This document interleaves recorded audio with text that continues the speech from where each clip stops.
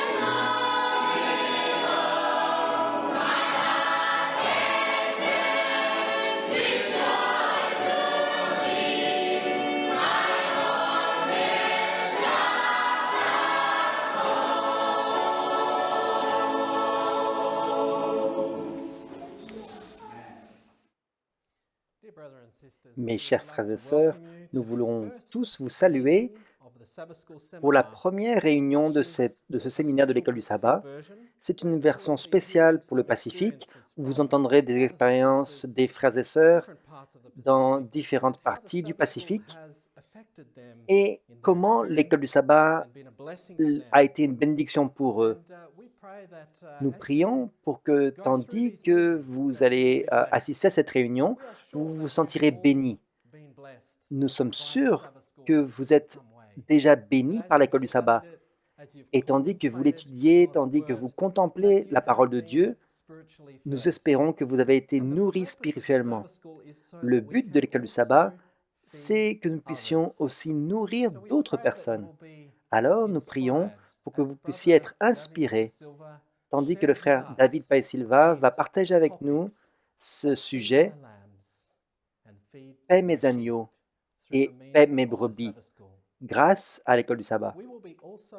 Nous allons aussi donner un certain temps maintenant pour l'un de nos enseignants de l'école du sabbat en Australie, Sœur Vesna Krauss, et elle va partager son expérience et certaines méthodes qu'elle a utilisées pour pouvoir atteindre les brebis du troupeau. Nous allons maintenant lui laisser la parole et elle va nous expliquer comment l'école du sabbat peut être une bénédiction pour les enfants.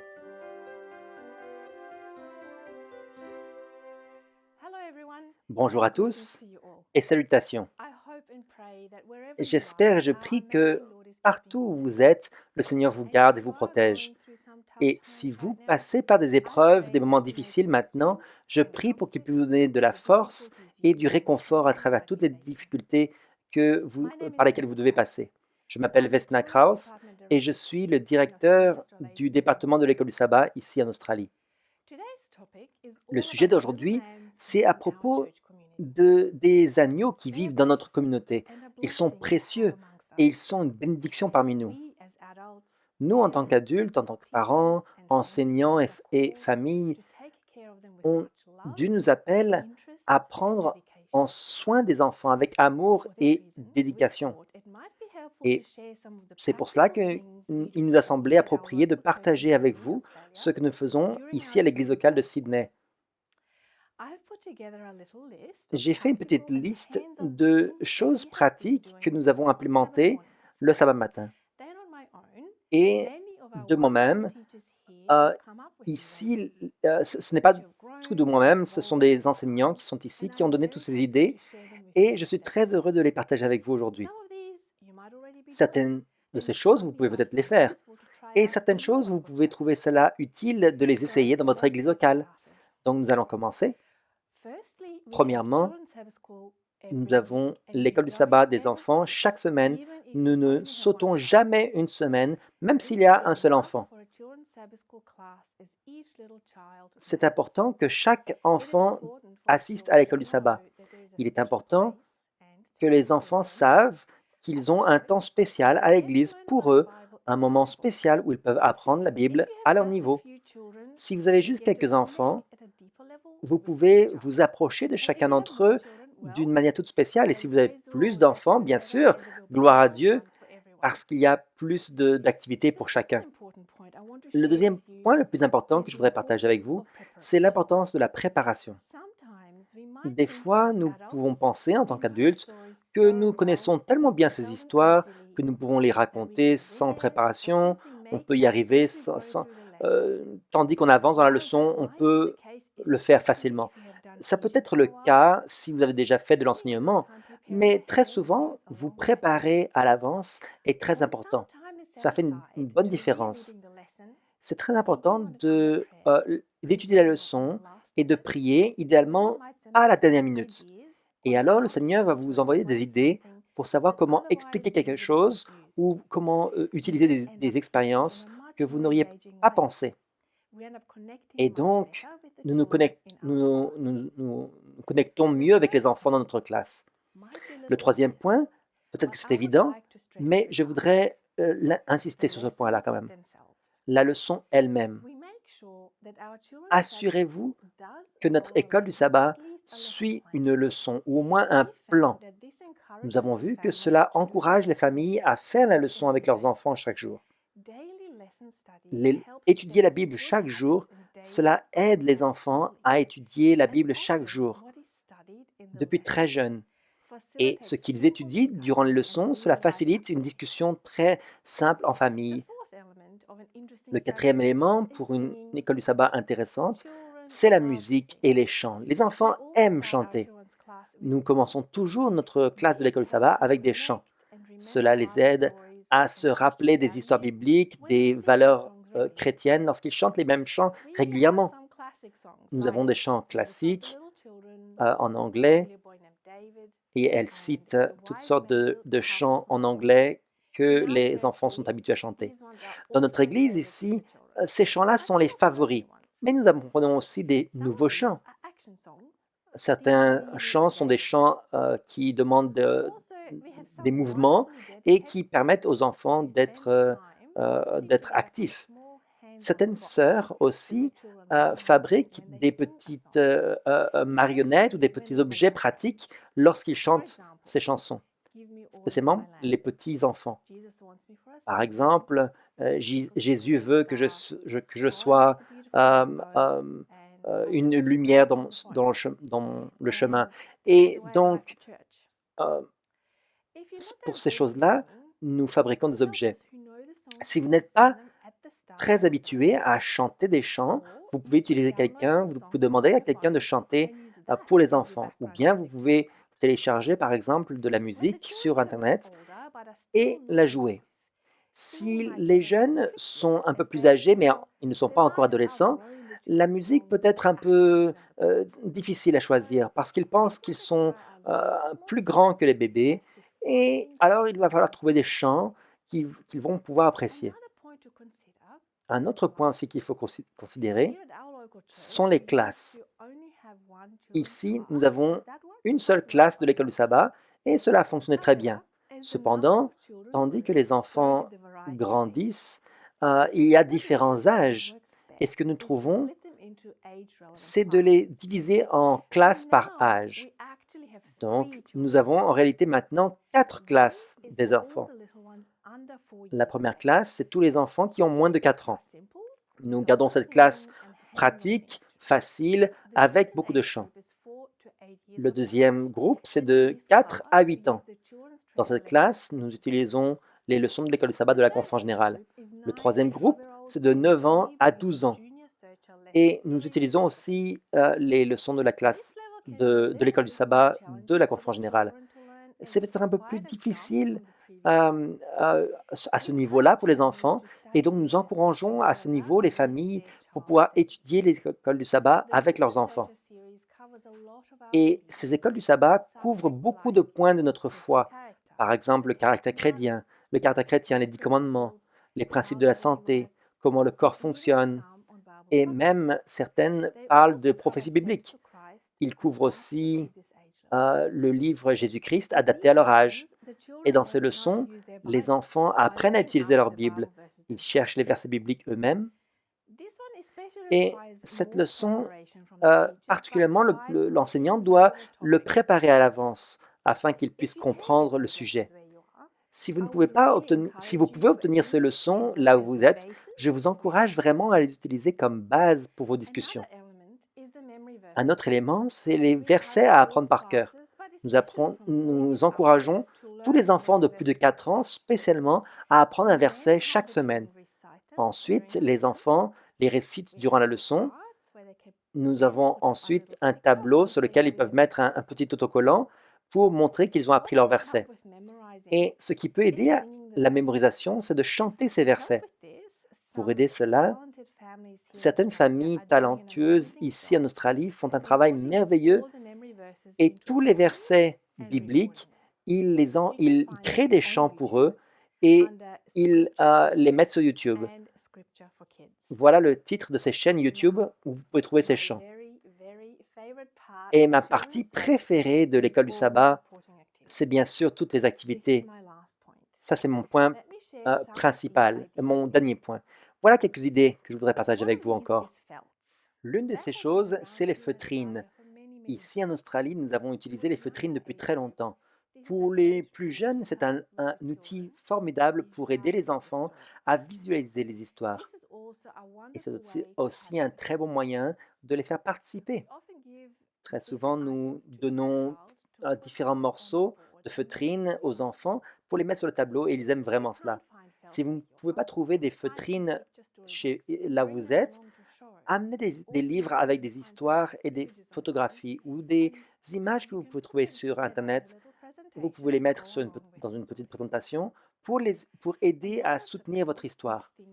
Une autre chose, et ce sont des choses que les enfants peuvent toucher. C'est quelque chose que les plus petits particulièrement aiment beaucoup. Nous avons ici des sœurs qui sont formées pour l'éducation pour les enfants. Et ils ont beaucoup d'idées pour les enfants de moins de 4 ans. Ils ont sélectionné beaucoup d'objets comme des fruits en plastique, des fleurs, des animaux, des animaux pour illustrer l'Arche de Noé, ou des petits objets que les enfants peuvent toucher ou bien pendant qu'ils écoutent une histoire ou qu'ils chantent. Pour les plus grands, nous essayons aussi d'incorporer quelque chose qu'ils peuvent toucher aussi. Par exemple, lorsque nous parlons de Jacob et Ésaü, qui sont des jumeaux, nous avons amené des petites poupées que les enfants portaient et prétendaient être des jumeaux. Lorsqu'on parle du rêve de Jacob, du rêve de Jacob, nous avons amené une échelle et nous avons laissé les enfants grimper, bien sûr avec la supervision des adultes, grimper sur l'échelle. Et lorsque nous avons parlé de l'histoire de Joseph récemment, nous avons pris un morceau de tissu plein de couleurs pour que les enfants puissent se vêtir avec ce morceau de tissu. Vous pouvez essayer de trouver de l'inspiration ou des idées pour les classes des enfants sur Internet. Une autre activité, c'est le bricolage. ceci, c'est plus approprié pour les 4 à 8 ans. Nous essayons de préparer du bricolage pour que les enfants puissent le faire après la leçon.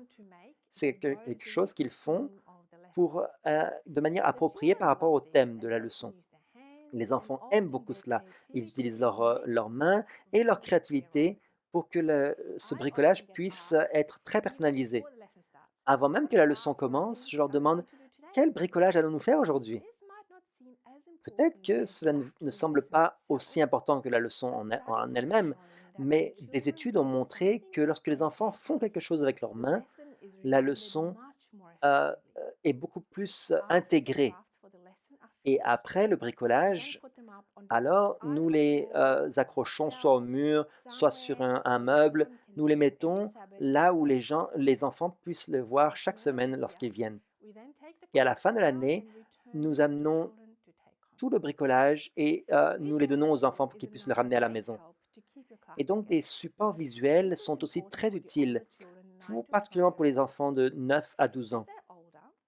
Plus ils sont âgés et plus ils peuvent lire, trouver des cartes, des objets, des vidéos pour expliquer ce que vous avez appris. C'est très utile, spécialement si les enfants ont étudié la leçon déjà à la maison.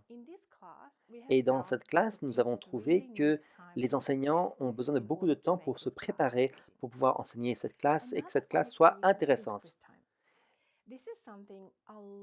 Il y a aussi une autre chose que les enfants sont très excités, c'est les questionnaires. Vous pouvez faire des questionnaires et demander aux enfants, de poser aux enfants des questions. Vous pouvez aussi demander aux enfants de préparer eux-mêmes leurs questions. Et une chose aussi que les enfants aiment beaucoup en Australie, c'est de jouer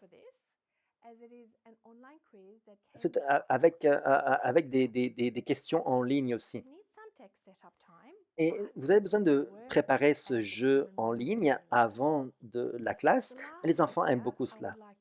Une autre chose que je voudrais partager avec vous encore, c'est de laisser les enfants enseigner certaines leçons, certaines parties de la leçon. Très souvent, on laisse les 9 à 12 ans, euh, on leur demande de préparer, on leur donne une section de la leçon, on leur donne 5 minutes pour qu'ils puissent préparer un résumé, et ensuite, en cercle, chacun va partager sa section. C'est une très bonne idée pour que les enfants puissent participer, puissent réfléchir, puissent s'écouter les uns les autres et mémoriser le contenu. Nous ne faisons pas tout cela à chaque semaine. Nous choisissons une activité qui va être adaptée pour ce sabbat. Voilà notre petite liste de choses pratiques, des idées qui nous aident ici lorsque nous faisons l'école du sabbat pour les enfants. Et j'espère que cela peut vous donner des idées, des inspirations, afin que vous puissiez mettre de l'énergie et des efforts dans la leçon de l'école du sabbat et faire de votre mieux avec ce que vous avez et là où vous êtes, afin que l'école du sabbat soit un outil utile pour amener les brebis à Jésus, les agneaux. Et rappelez-vous que lorsque vous faites de votre mieux, Dieu fait le reste. Que le Seigneur vous bénisse et qu'il vous guide en tant qu'enseignant et en tant que parent dans l'école du sabbat, afin que les agneaux puissent être nourris.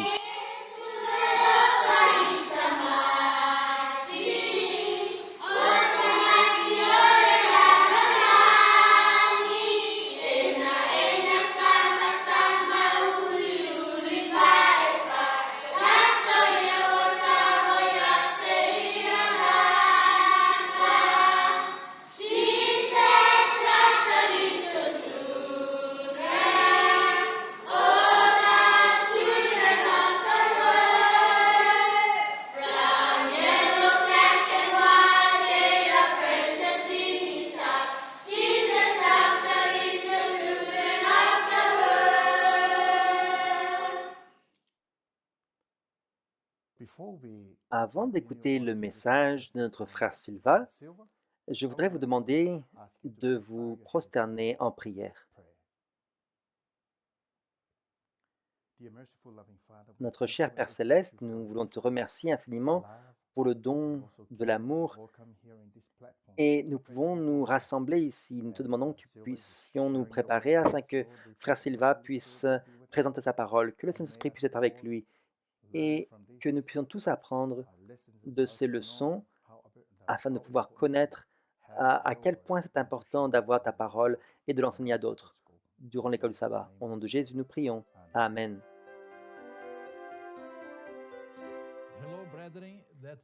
Bonjour à tous, frères et sœurs, c'est un grand plaisir d'être avec vous durant cette fin de semaine.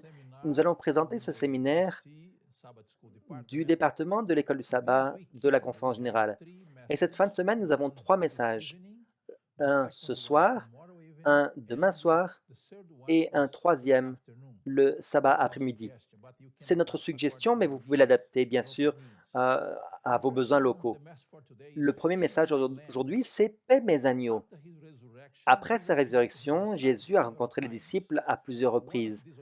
À l'une de ces occasions, c'était au bord de la mer de Galilée. Ce temps-là, dans Jean 21, verset 15, Jésus dit à Simon-Pierre, « Simon, fils de Jonas, m'aimes-tu plus que ne m'aime ceux-ci » Il lui répondit, « Oui, Seigneur, tu sais que je t'aime. » Jésus lui dit, « Paix mes agneaux. » Cette première qualification est nécessaire pour pouvoir être un évangéliste qui a du succès. Sans aimer Jésus, nous ne pouvons pas gagner des âmes à lui. Si vous aimez Jésus, vous pouvez être guidé par son Esprit Saint pour faire le travail que Jésus nous a donné à faire. Et ici, Christ nous donne la priorité aux enfants et ceux qui sont jeunes dans la foi. Très souvent, le Seigneur appelle les disciples à prendre soin des enfants.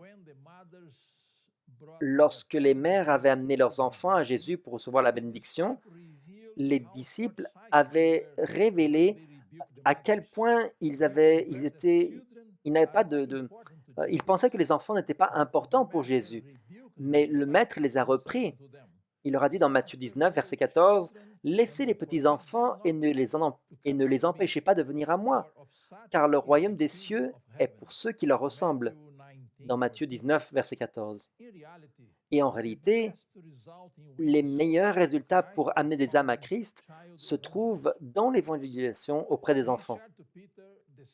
Dans Conseil sur l'école du sabbat, il est dit dans son message à Pierre, le Sauveur lui a d'abord dit « Paix mes agneaux », puis il a ordonné « Paix mes brebis ».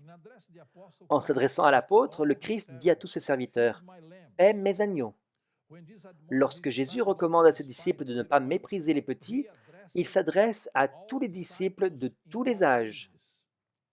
Son propre amour et ses soins pour les enfants sont un exemple précieux pour ses disciples.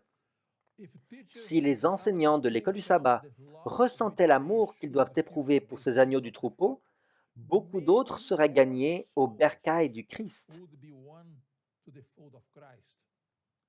À chaque fois que l'occasion s'y prête, que l'histoire de l'amour de Jésus soit répétée aux enfants.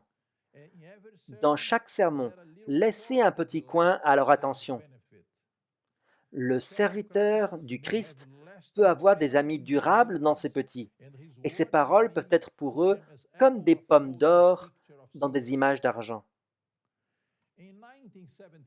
En 1979, lorsque j'ai assisté à ma première conférence générale à Bushkill, en Pennsylvanie, le frère Francisco de Vai avait amené tous les délégués du Brésil dans sa chambre et il nous avait avertis de ne pas négliger les enfants dans notre travail. Il avait dit un point très important. Nous passons beaucoup d'efforts et d'argent pour amener les parents à l'église, mais nous négligeons les enfants. Et le résultat de notre négligence, c'est que nos propres enfants quittent l'église et vont dans le monde pour apprendre des vices et des mauvaises habitudes. Et ensuite, nous travaillons dur pour les ramener dans la bergerie. Ce serait beaucoup plus sage de travailler pour les préserver dans l'église. Ils connaissent déjà nos principes et c'est bien plus simple de travailler avec sagesse pour pouvoir les conserver dans l'église. Frères et sœurs, c'est un point très important. Nous dépensons beaucoup d'argent et nous avons beaucoup de travail avec les adultes pour les amener dans l'église. C'est très bien. Mais nous négligeons nos propres enfants. Et le résultat, c'est qu'ils quittent l'église, ils vont dans le monde, ils se perdent, et ensuite on doit travailler très dur pour les ramener pour corriger leurs mauvaises habitudes et leurs leurs mauvaises habitudes. Dans Ministère évangélique, page 203, il est dit: pourquoi le travail en faveur de la jeunesse de nos églises n'est-il pas considéré comme l'œuvre missionnaire par excellence? C'est là qu'il faut le plus de tact, la considération la plus vigilante, la prière la plus ardente, afin de tenir la sagesse d'en haut. La jeunesse est l'objet des attaques particulières de Satan. Mais la bonté, l'amabilité, la sympathie qui émanait du cœur aimant de Jésus gagneront leur confiance et en sauveront un grand nombre des pièges de l'ennemi. La jeunesse mérite mieux qu'une attention passagère, plus qu'une parole d'encouragement dite occasionnellement. Elle a besoin qu'on prenne de la peine pour elle, qu'on prie pour elle et qu'on s'en occupe avec soin. Seul celui dont le cœur est rempli d'amour et de sympathie pourra atteindre les jeunes qui sont apparemment indifférents. On ne peut les aider tous de la même façon. Dieu agit suivant le tempérament et le caractère de chacun, et nous devons l'imiter. Souvent, celui auprès duquel nous passons avec indifférence parce que nous le jugeons d'après les apparences, a en lui les qualités d'un serviteur de Dieu qui rendrait au centuple ce qu'on aurait fait pour lui. On devrait étudier davantage les méthodes de travail en faveur de la jeunesse et prier ardemment pour obtenir la sagesse à cet effet. Un point très important qui est mentionné ici par Sir White, c'est que dans chaque sermon présenté à l'Église, nous devrions avoir un temps spécial pour donner une attention aux enfants. Parlons de l'amour de Jésus pour nous. Donnez-leur une petite histoire. Frères et sœurs, lorsque nous présentons un sermon à l'Église, durant le service de 11 heures ou une étude biblique, la recommandation de la parole inspirée, c'est de toujours prendre un petit moment durant ce sermon pour donner une attention toute spéciale pour les enfants. Ça peut être 10-15 minutes pour les enfants et une demi-heure pour les adultes. Ce sera une manière très pratique de gagner les enfants. Durant chaque sermon, durant chaque réunion, nous devrions passer du temps pour les enfants. La parole inspirée continue dans le livre Jésus-Christ à la page 510. Aujourd'hui encore, ce sont les enfants qui sont le plus accessibles aux enseignements de l'Évangile. Leurs cœurs sont ouverts aux influences divines et retiennent fortement les leçons apprises. De petits enfants peuvent être chrétiens en ayant une expérience proportionnée à leur âge. Il faut leur enseigner les choses spirituelles afin que leur caractère se façonne à la ressemblance de celui du Christ.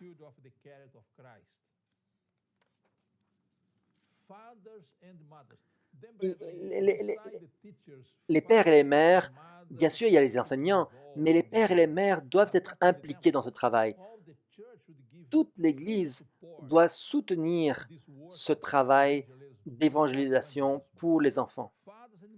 Dans Jésus-Christ, page 510, il est dit: il faut que les pères et les mères considèrent leurs enfants comme de jeunes membres de la famille du Seigneur, confiés à leurs soins. Leur devoir est de donner à ces petits une éducation qui les prépare pour le ciel, de leur transmettre des leçons apprises du Christ, et cela dans la mesure où de jeunes esprits peuvent les recevoir. Il faut leur découvrir peu à peu la beauté des principes divins. Ainsi, le foyer chrétien devient une école où les parents sont des maîtres, travaillant sous la direction du grand instructeur. Vous voyez, frères et sœurs, nous devons donner une attention toute spéciale aux enfants, les pères, les mères, les enseignants et tous les membres d'Église, parce que les enfants, c'est le trésor de l'Église. Quand nous travaillons à la conversion de nos enfants, ne nous attendons pas à ce que le sentiment du péché se manifeste par des émotions violentes. Il n'est même pas nécessaire de savoir exactement à quel moment ils se sont convertis. Nous devons leur apprendre à apporter leur péché à Jésus, à lui demander pardon et à croire qu'il leur pardonne et qu'il les accueille comme il accueillait les enfants alors qu'il était dans la chair.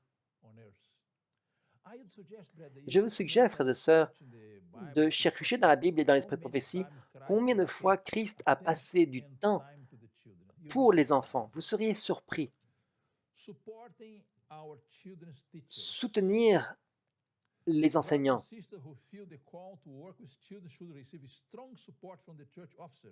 Les enseignants et les parents devraient recevoir le soutien de toute l'Église. Lorsque nous amenons les parents à Jésus, les enfants à Jésus, nous amenons aussi les parents à Jésus. Et très souvent, le travail avec les enfants apporte des résultats merveilleux.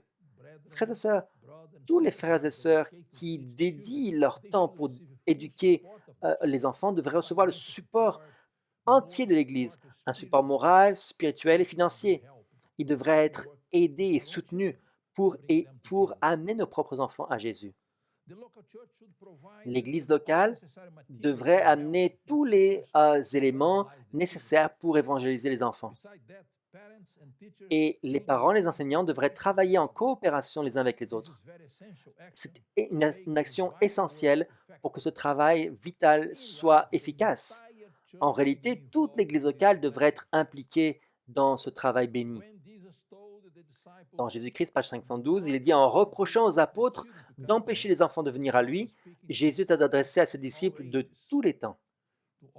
Les membres officiants de l'Église, les prédicateurs, les assistants et les simples chrétiens.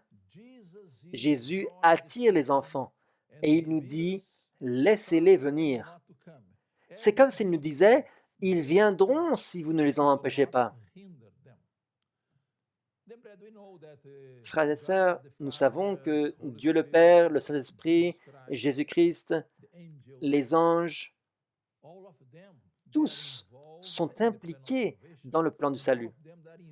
Tous travaillent, ils s'intéressent à nos enfants. Et nous, en tant que parents, nous, en tant qu'enseignants, en tant que membres d'Église, devons coopérer avec le Seigneur pour pouvoir travailler pour les enfants, pour les amener à Jésus.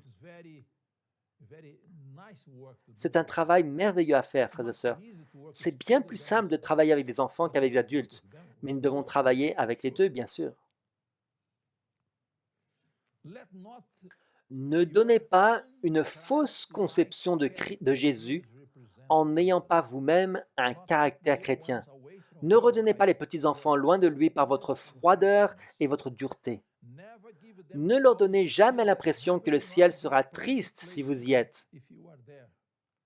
Ne parlez pas de la religion comme d'une chose que les enfants ne peuvent comprendre et n'agissez pas comme si vous pensiez qu'ils n'accepteront pas le Christ pendant leur enfance.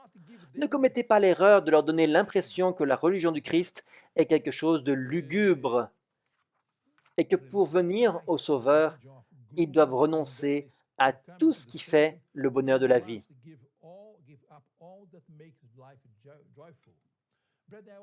Frères et sœurs, je lisais à propos de comment Christ travaillait avec les enfants. Il allait à leurs réunions, il participait à leurs jeux, il jouait avec eux, il leur donnait des fleurs, il leur chantait des chansons. On trouve cela dans l'Esprit de prophétie. J'ai été très impressionné par cela. Christ a pris du temps de son travail important pour donner l'attention aux enfants, aux mères, aux pères, et il a eu beaucoup de succès. Accordez votre coopération au Saint-Esprit quand vous le voyez agir sur les cœurs des enfants. Enseignez-leur que le Sauveur les appelle, que rien ne saurait lui procurer une joie plus grande que le don d'eux-mêmes à lui, dans la fleur et la fraîcheur de la jeunesse. Dans ces paroles inspirées, ici, il nous est dit que les parents doivent représenter Christ dans leur caractère. Rappelons-nous que notre exemple est bien plus puissant que toutes les paroles que nous pouvons prononcer. Avant de prêcher l'Évangile en parole à nos enfants, nous devons prêcher la vérité avec notre propre vie. Dans Deutéronome chapitre 6, versets 4 à 8, nous recevons cette instruction divine. Il est dit ici, « Écoute Israël, l'Éternel notre Dieu est le seul éternel. Tu aimeras l'Éternel ton Dieu de tout ton cœur, de toute ton âme et de toute ta force. Et ces commandements que je te donne aujourd'hui seront dans ton cœur. Tu les inculqueras à tes enfants et tu en parleras quand tu seras dans ta maison, quand tu iras en voyage, quand tu te coucheras et quand tu te lèveras. Tu les liras comme un signe sur tes mains, et ils seront comme des frontaux entre tes yeux.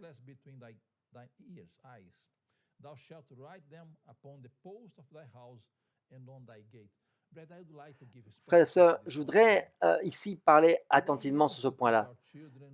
Bien sûr, nous enseignons à nos enfants des règles, des instructions, des choses théoriques, mais très souvent, frères et sœurs, c'est notre propre caractère, je parle en tant que parent, ne représente pas Jésus correctement. Frères et sœurs, nous devons être très attentifs. Avant d'essayer d'enseigner nos enfants qui est Jésus, nous devons d'abord aller à Jésus nous-mêmes. Alors, lorsque les parents sont convertis en premier, ils peuvent travailler à ce moment-là avec du succès auprès des enfants. Parce que, frères et sœurs, les enfants regardent notre exemple bien plus qu'ils entendent nos paroles. Nous devons leur donner un exemple chrétien à l'église, à la maison et partout où nous allons.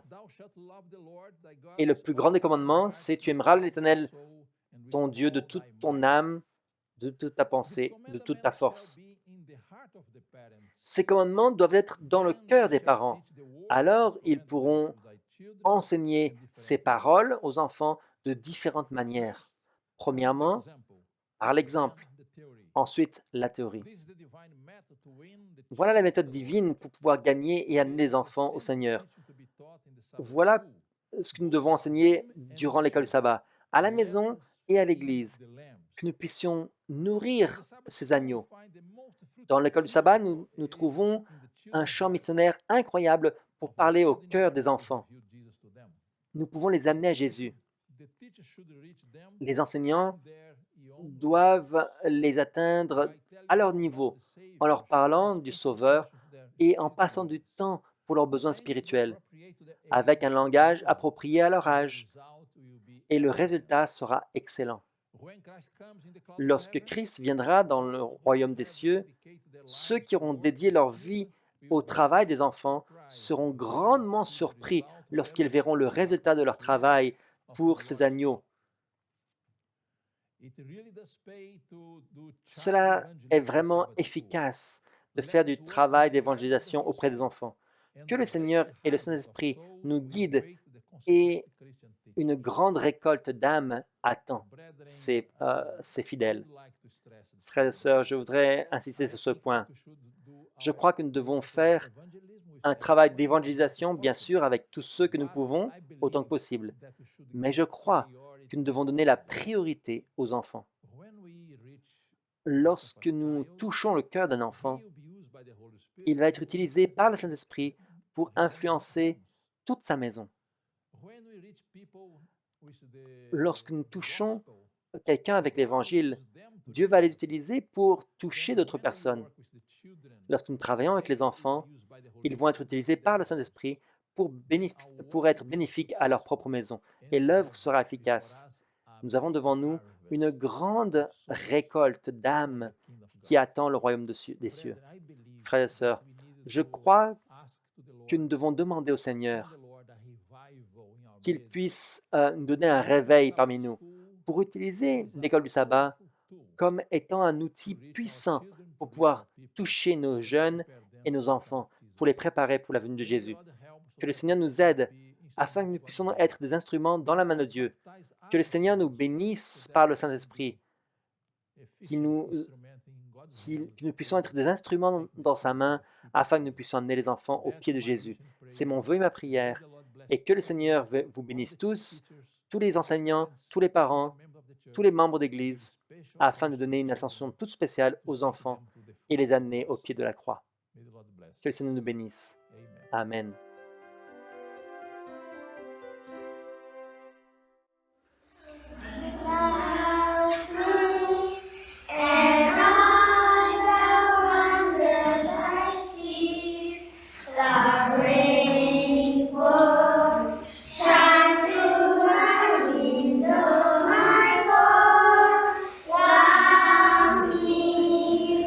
Your God loves you.